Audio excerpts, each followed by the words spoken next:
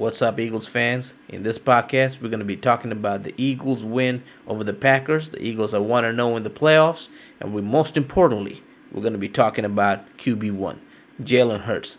So have a listen and let's go.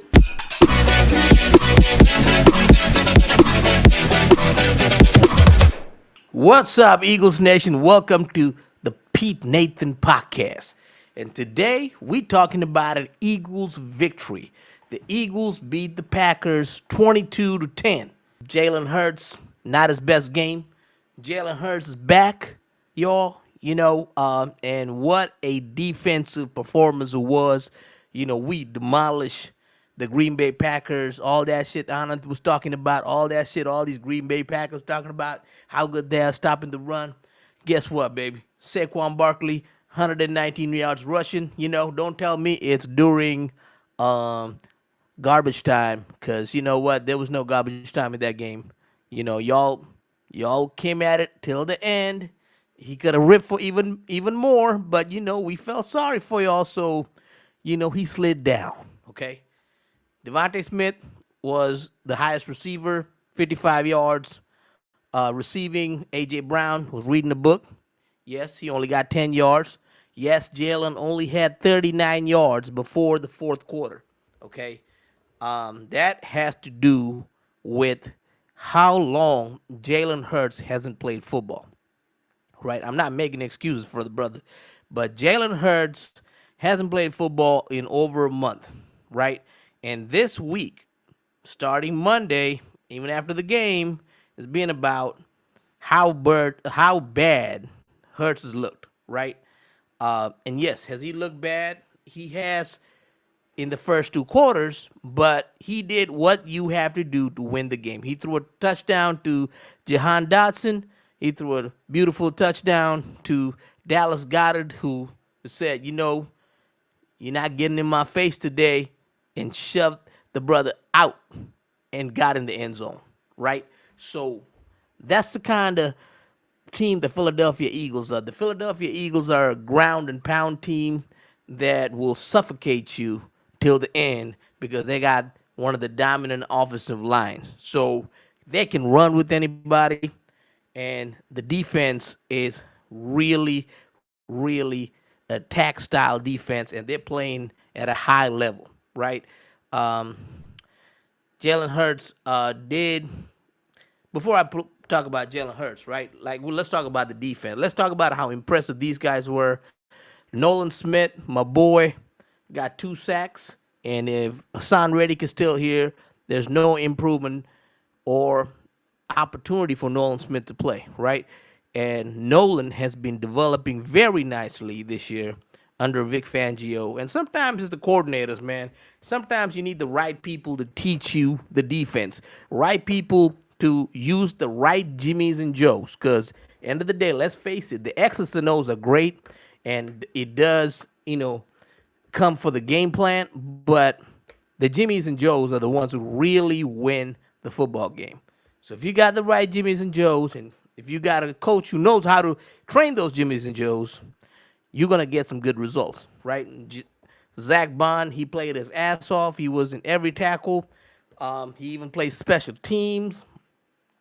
Oren Burks with the great hit to start the game, and no, that was not an illegal hit. Okay, your man Keyshawn Nixon was coming down. Okay, he was putting his helmet down, and Oren just hit him like how you normally tackle somebody, and the ball came out.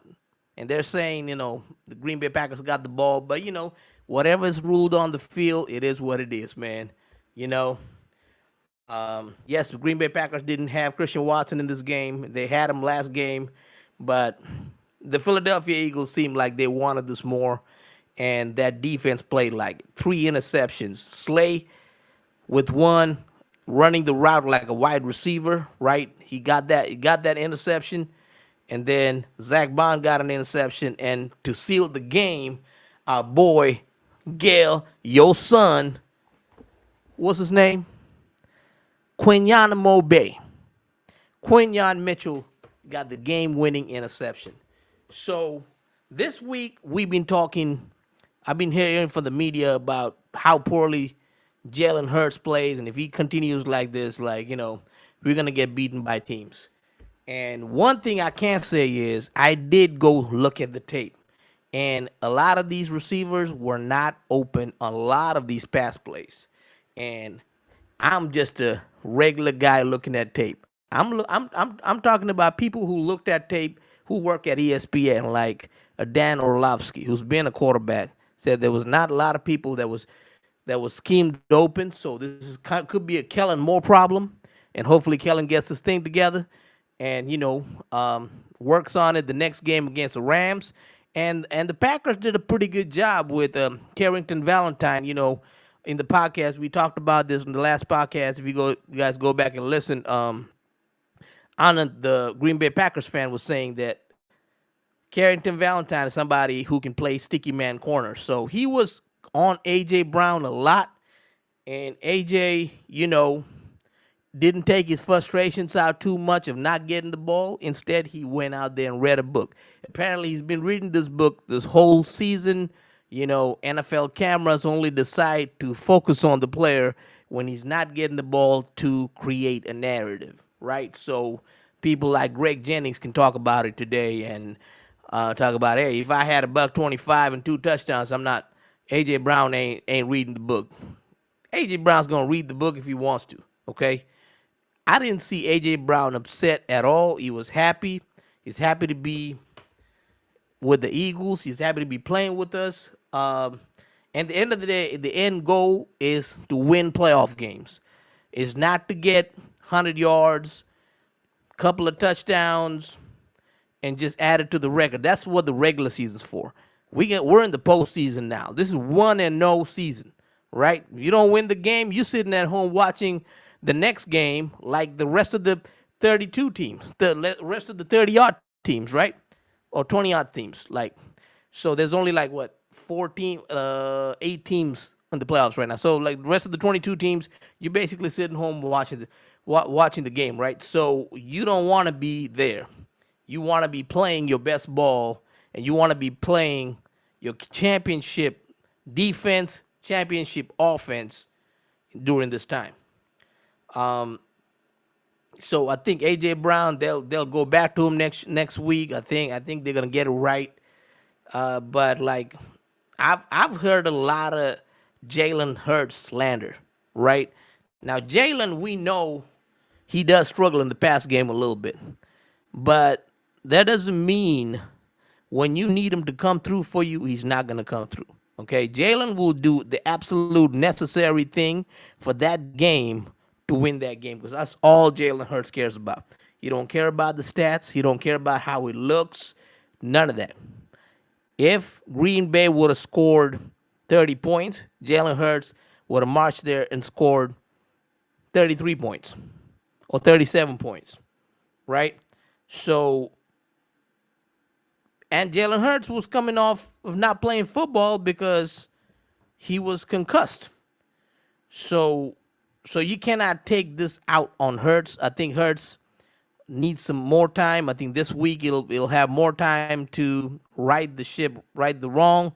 I know he only had 131 yards passing, but he still had 2 touchdowns, right? Like one touchdown, Dallas got it made the most of it. The second touchdown, that was a nice scramble play inside the pocket by Hurts to throw it to my boy Jahan Dotson. Finally got a touchdown in the postseason. The first wide receiver to get a touchdown. So I was kind of happy about that. Jahan Dotson, it's kind of like how Golden Tate got a touchdown back in 2019 playing against the Bears, right? So we traded for this brother, gave up a third round pick. You got to show for it now. So hopefully we got Jahan Dotson for another couple more years. More of him to come. So we'll see some more positive things and whatnot. And I think it's a good thing Jalen did look for him a few times in this game. So that gives me encouragement that he's gonna not just go with AJ and Devontae in Dallas. Now he's also gonna try Jahan and then guys like Grant Calcaterra, and then also you got Saquon Barkley and Kenny G in the passing game. So that's gonna definitely help out in the playoffs. But if you look at it defensively, we did lose a prominent player. We lost N'Kobe Dean to an injury and to a knee injury. He's done for the playoffs. So I think it's patella tendon.